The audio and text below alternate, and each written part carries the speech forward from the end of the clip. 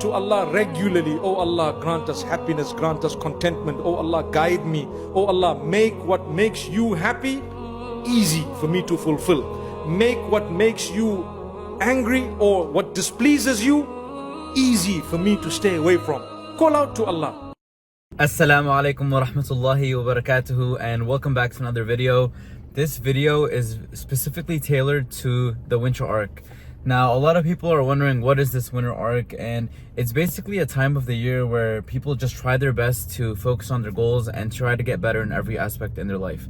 And right now, my main goals obviously is to be successful in this world and the next. And I feel like a lot of the times we always neglect to do things for the afterlife and for the next life. So in this winter arc, inshallah, I'm going to be focusing my best in doing whatever I can to get better, not only in this world, but also in the afterlife.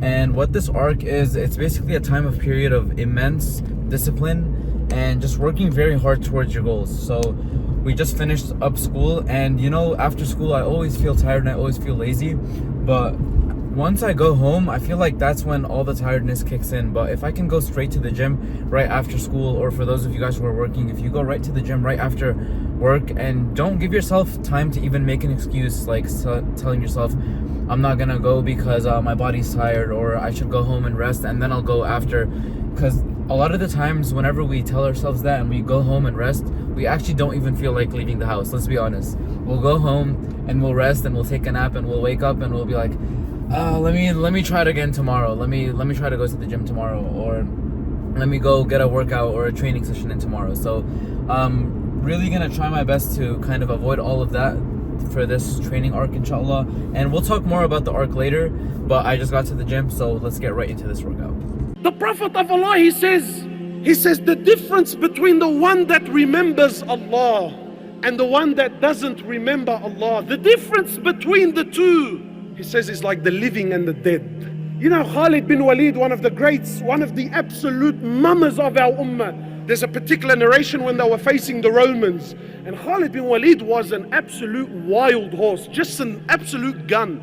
So Khalid bin Walid used to wait for the Muslim army to go to sleep at night. Then on his own, Khalid bin Walid on his own would mount on his horse and go over to the Romans, go over to the enemy on his own, to get intel, to suss out the army. What are they doing? What are they planning? So the Muslims used to trip it. They used to say, Khalid, what's wrong with you? You're the Amir, you're going on your own. I mean, at the very least, take some men with you. Maybe something happens to you, you're killed, something happens. Look at the way he thought. He says, didn't you hear the Prophet of Allah say? Didn't you hear him say? He says, the difference between the one that remembers Allah and the one that doesn't is like the living and the dead. He said, what can 60,000 dead do to one man that's living? What can they do to me? Why? Because when you remember Allah, my brothers, wallahi, your heart comes to life.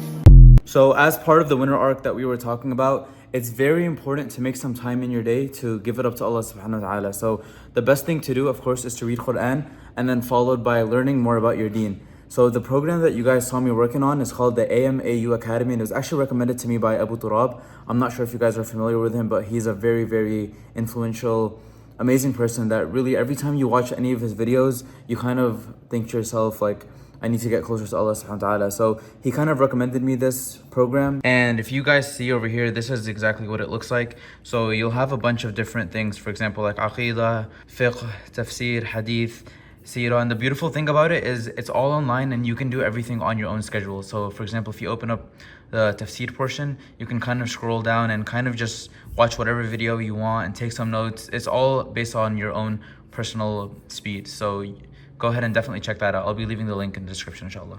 Are you saying that there was no Sahaba alive after the 40th year of the Hijriya? We'll say yes, of course. Umar ibn Abbas, others were alive. So as part of the winter arc training, it's time to focus on some mixed martial arts. There's two mixed martial arts that I really enjoy doing these days.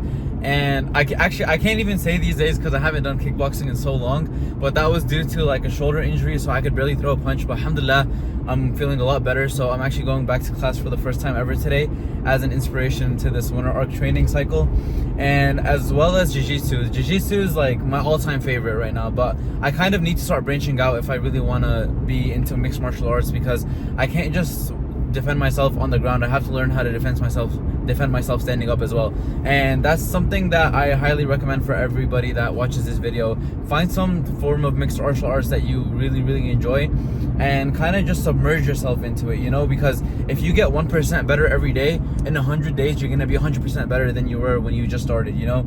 So I'm gonna take you guys with me to kickboxing, and then I'm gonna follow it up by going to a jiu-jitsu class, inshallah. So stay tuned, and also I'll show you guys what it looks like. Peace. Never let anyone tell you that you're useless, because you're not. You're not. You're amazing. Each one of us is unique. Allah loves you. He knows you personally. He knows your challenges. He knows your struggles. He knows your tears. He knows what is going on. He knows the positives, the negatives. He knows more than you know about yourself. And He did not make any one of us useless. Yo, well, that was a little bit intense. I don't know if you guys can see, but I got a little bit of a cut over here. But at one point after the fight that y'all saw, I thought I was gonna die at one point, honestly. That guy was so good, Allahumma barak. But this just motivates me to like want to become better, you know, because at the end of the day, you can always become better than you were yesterday. So I'm just I'm a little bit speechless right now at how bad I did. But it's okay, alhamdulillah, you know, alhamdulillah for everything. I'm gonna just use it as motivation to get better, get stronger, get faster, be more agile. And then maybe in a year, inshallah, I'll be a lot better than I am today. But definitely, I know a lot of like fighters watch my videos, so if anybody that knows this stuff can see my form and let me know if there's anything I can do to improve it, I'd really appreciate that. But right now I'm just gonna go home, eat a quick snack, and then rest for an hour, inshallah, and then head over to jiu-jitsu. So I'll see you guys then. Salam.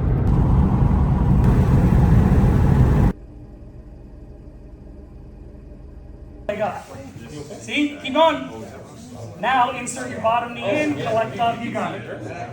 The heel, see it? Yes, see? Keep the next progression to this, if Travis comes on top. وإذ اعتزلتموهم وما يعبدون إلا الله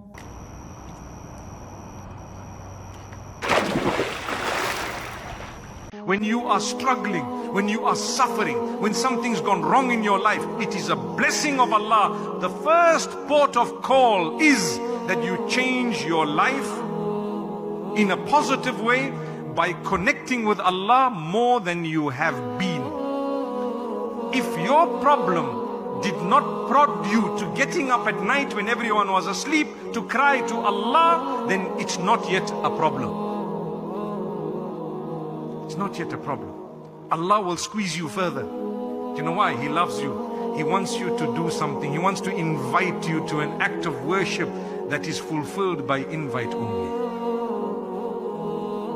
That is tahajjud. Allah invites those whom He loves to that prayer. And sometimes the invitation is through squeezing you until you realize, I have to.